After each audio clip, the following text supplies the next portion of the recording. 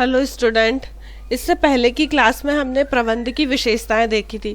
अब विशेषताएं देख के आपको बहुत सारी चीज़ें पता चल गई होंगी कि प्रबंध में क्या क्या चीज़ें होती हैं, क्या क्या उसके बेनिफिट्स होते हैं। तो आज की क्लास में हम देखेंगे स्कोप्स ऑफ मैनेजमेंट, प्रबंध के क्षेत्र। तो प्रबंध के क्या क्या क्षेत्र होते हैं आज हम ये पढ़ेंगे।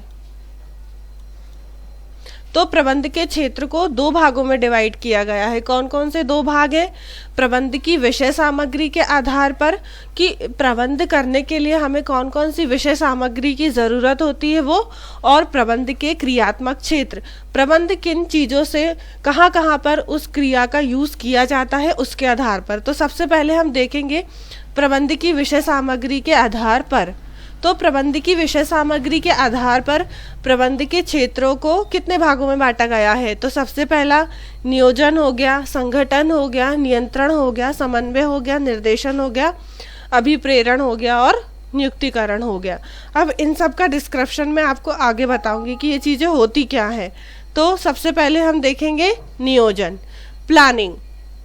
नियोजन मूल रूप से कार्यों को सुव्यवस्थित ढंग से करने और कार्य को अनुमानों की तुलना में तथ्यों के आधार पर करने का प्राथमिक रूप में एक मानसिक चिंतन है। क्या समझ में आ रहा है आपको कि नियोजन क्या होता है? नियोजन की एक सिंपल डेफिनेशन होती है, किसी भी कार्य को करने से पहले हम उससे संबंधित जो भी योजना बनाते हैं उसे हम नियोजन कहते हैं। लेकिन नियोजन का मतलब सबसे ज़्यादा यूज़ होने वाली चीज़ क्या होती है नियोजन में? कि नियोजन मूल रूप से कार्य को सुव्यवस्थित ढंग से करने की एक वो होती है, कला होती है। नियोजन में क्या होता है कि हम जब नियोजन करते हैं तभी तो हमें पता चलता है कि वो कार्य नियोजित ढंग से कैसे होगा। हम योजना बनाते हैं किसी भी चीज़ की, जब हम किसी चीज़ की योजना बनाएंगे तभी तो वो कार्य अच्छे से होगा। तो ये हो गया नियोजन। फिर संगठन क्या होता है? संगठन का आशय क्या होता है? नियोजन के द्वारा निर्धारित लक्ष्यों की पूर्ति करने वाले तंत्र से होता है। अब संगठन का क्या आशय होता है कि हमने जो भी नियोजन किया है अब हम उसका क्या करेंगे? हमने जो भी योजना बनाई है उसको संगठित करेंगे। उसको संगठन मीन्स क्या होता है? उसको समूह में बांटेंगे। समूह में बांटने के बाद हम अपने लक्ष्य को क्या कर सकेंगे? प्राप्त कर सकेंगे, है ना। उसके बाद आता है नियंत्रण। नियंत्रण मीन्स क्या होता है? कंट्रोल। नियंत्रण के अंतर्गत इस बात की जांच पड़ताल की जाती है कि समस्त कार्य नियोजन के अनुरूप चल रहा है या नहीं। अब आपको क्या समझ में आया कि हमने प्रबंध के लिए सबसे पहले हम योजना बनाते हैं। योजना हमने बना ली, जैसे कि आप एक बिल्डिंग बना रहे हैं तो उसके लिए सबसे पहले आपको कोई योजना बनानी होगी कि हम बिल्डिंग का निर्माण कहाँ पर करेंगे, वो जगह कैसी होगी, कितने वर्कर्स लगेंगे, उसमें कितनी क्वांटिटी में चीज़ों की आवश्यकता होगी। तो ये नियोजन हो गया। अब उसकी जांच पड़ताल किसके द्वारा की जाती है? नियंत्रण के द्वारा। तो नियंत्रक करने वाला जो व्यक्ति होता है वो ये देखता है कि हमने जो बिल्डिंग बनाने के लिए जिस जमीन को चुना है वो जमीन कैसी है, जिस सामान का हमने नियोजन किया था वो उतनी मात्रा में है, उससे ज़्यादा तो नहीं है या उससे कम नहीं है। तो ये नियंत्रण के अंतर्गत जांच पड़ताल की जाती है। उसके बाद आता है समन्वय। समन्वय में क्या होता है? किसी संस्था के विभिन्न सदस्यों के मध्य इस ढंग से कार्य का आवंटन करना कि उसमें परस्पर सामंजस्य और सहयोग बना रहे। इससे क्या समझ में आ रहा है?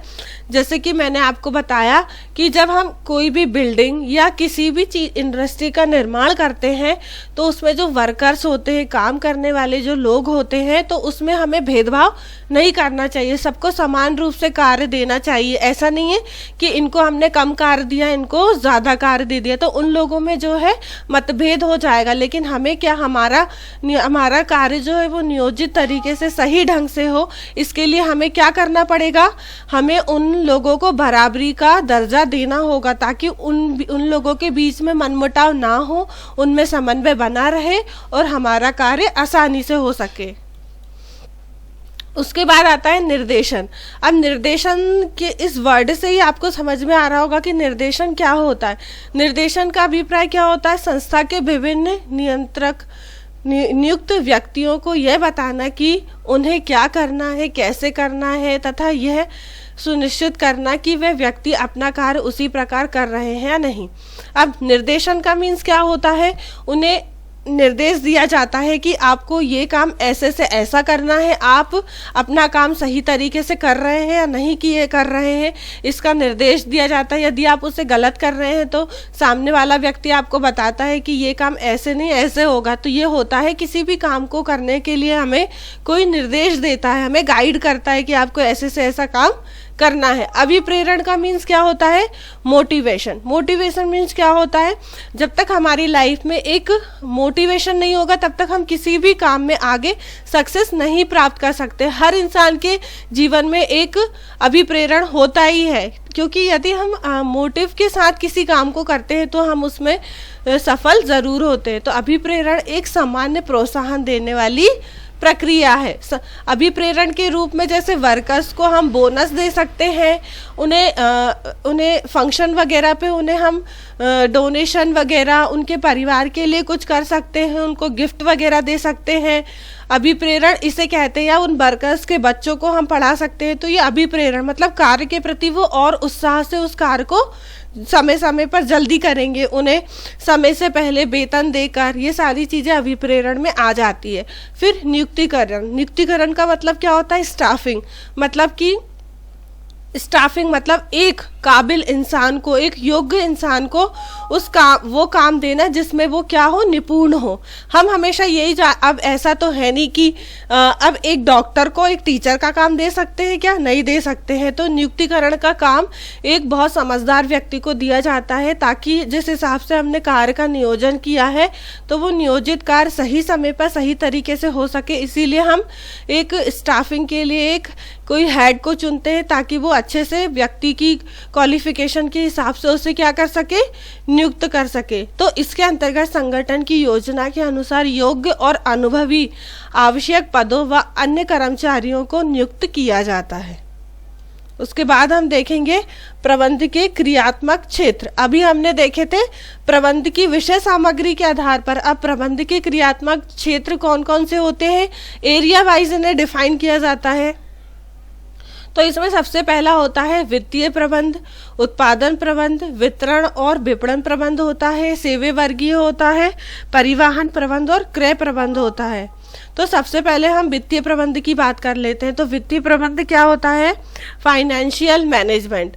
तो फाइनेंशियल मैनेजमेंट में हम क्या देखते हैं? इसके अंतर्गत आर्थिक पूर्वानुमान, लेखांकन, लागत नियंत्रण, बजटरी नियंत्रण, सांख्यिकी, वित्तीय नियोजन आदि बातों का समावेश किया जाता है। इसके अंतर्गत क्या दिया जाता है? जैसे वित्तीय से संबंधित। वित्तीय मतलब क्या होता है? आजकल हर फील्ड में, चाहे वो बैंक में हो, चाहे वो किसी भी शॉप को ले लो, चाहे वो एक नॉर्मल दूध वाला भी क्यों ना हो, वो अपना वित्त का प्रबंध करना चाहता है। तो उसके लिए उसको किसकी आवश्यकता होगी? प्रबंध की आवश्यकता होगी, उसको फाइनेंशियल मैनेजमेंट की आवश्यकता होगी, ताकि वो अपनी आर्थिक जो ज़रूरतें हैं उसका पूर्वानुमान लगा सके। उसे कितना प्रॉफिट हो रहा है, उसकी क्या लागत जो लग रही है उस पर वो नियंत्रण कर सके। इसके लिए उसके पास क्या होना चाहिए? वित्त का प्रबंध होना चाहिए। दूसरा आता है उत्पादन प्रबंध। उत्पादन प्रबंध में क्या आता है? इसके अंतर्गत उत्पादन नियोजन, कार्य विश्लेषण और उसके गुण, नियंत्रण, कार्य सूची और समय, प्रक्रिया और नियंत्रण आदि सम्मिलित किए जाते हैं। उत्पादन प्रबंध में क्या होता है?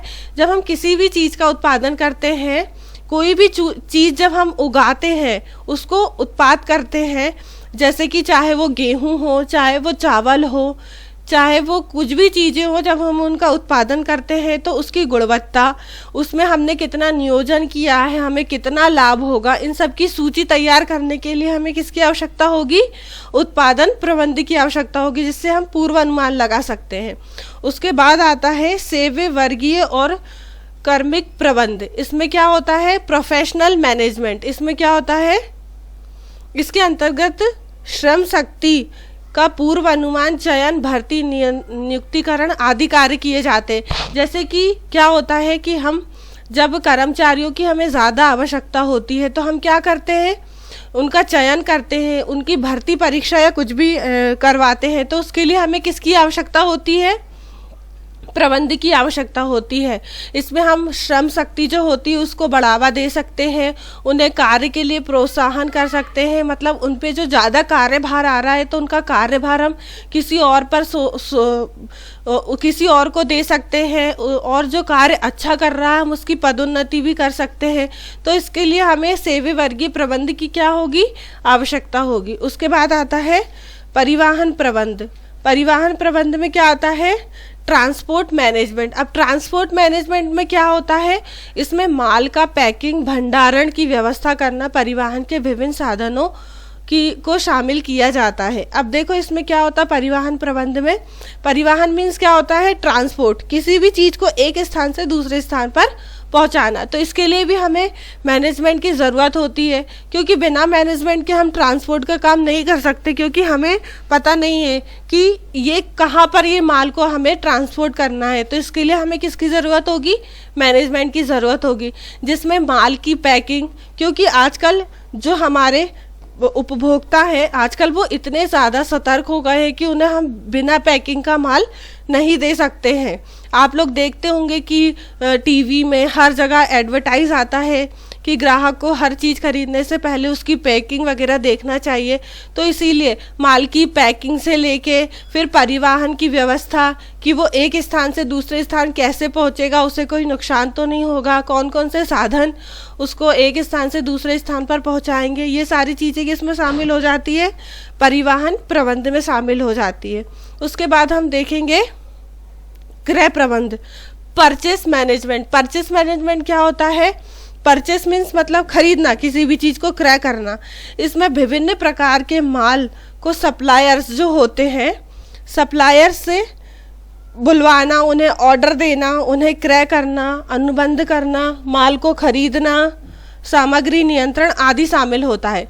क्रय करना मतलब परचेस, हम कहीं से कोई भी माल खरीदते हैं, उसको बेचते हैं, उसके बाद उसे क्रय करते हैं, ऑर्डर देते हैं, माल को रखना, ये सारी चीज़ें किस में आ जाती है, क्रय प्रबंध में आ जाती है। कि हम उस चीज़ को कहाँ पर कैसे माल को सप्लाई करेंगे, कैसे उसे खरीदेंगे, उसका अनुबंधन कैसे होगा, सामग्री पर नियंत्रण कैसे रखा जाएगा, एक स्थान से दूसरे स्थान पर उसे कैसे पहुँचाया जाएगा, ये सारी चीज़ें क्रय प्रबंध में आ जाती है। आज के लिए इतना ही, बाकी का हम नेक्स्ट क्लास में देखेंगे।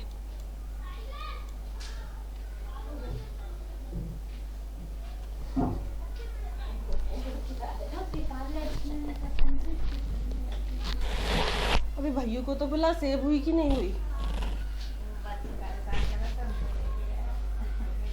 हाँ, आज का भी लेक्चर क्या बहुत बड़ा है, बीच बीच में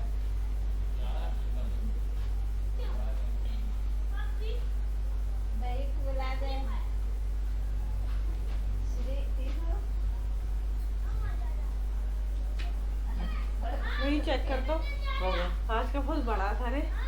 नहीं वो बड़ा तो, और वो थोड़ा सा ना वो है ना, जान से यहाँ के चिल्ला रहा बेटा देख तो आवाज तो नहीं आ रही, मुझे चेक करना। वो आई थी ना क्योंकि वो नहीं उस टाइम पे तो आवाज नहीं आई होगी, बाद का नहीं मालूम।